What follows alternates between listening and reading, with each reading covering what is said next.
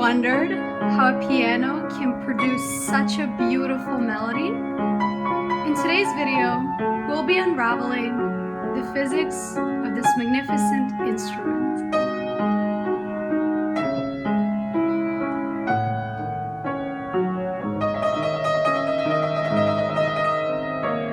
So a piano consists of many parts, the main parts being the keyboard, the hammers, and the strings.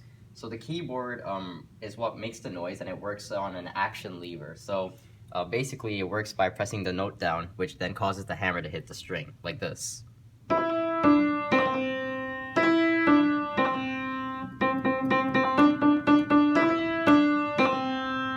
And that's how the sound is created.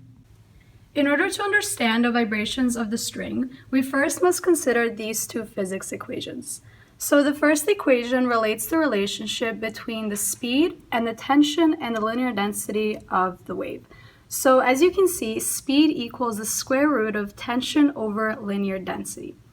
Now, the second equation relates the speed and the frequency of the wavelength of the string. So according to this relationship, speed is directly proportional to the multiplication of frequency and wavelength.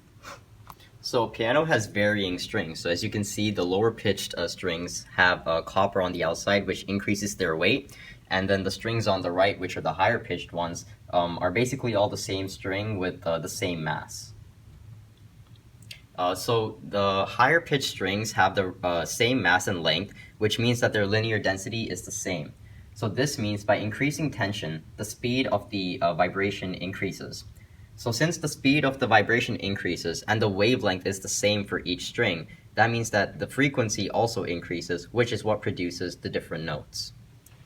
Now, for the lower pitched strings, even though the length is relatively the same, they actually vary in mass. So these strings have an increased mass, and because of this, they have an increased linear density. And this linear density can vary from these types of strings. So when you increase linear density, for example, this means that there is more mass per unit length. This actually decreases the speed according to this relationship. And based on the second equation, this also in turn decreases the frequency, which is why you hear these deeper tones.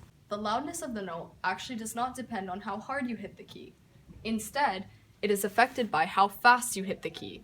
Since the hammer makes contact with the string, there is a slight energy transfer of the vibration to the felt on the hammer. The faster you hit the key, the less time the hammer is in contact with the string, so less energy is transferred into the felt in the hammer, so the sound created is louder. The slower a key is hit, the longer the hammer is in contact with the string, which means that more energy is passed into the felt and a quieter noise is produced. In waves, beats are audible distinctions between two frequencies. For instance, when I play the notes C and D together,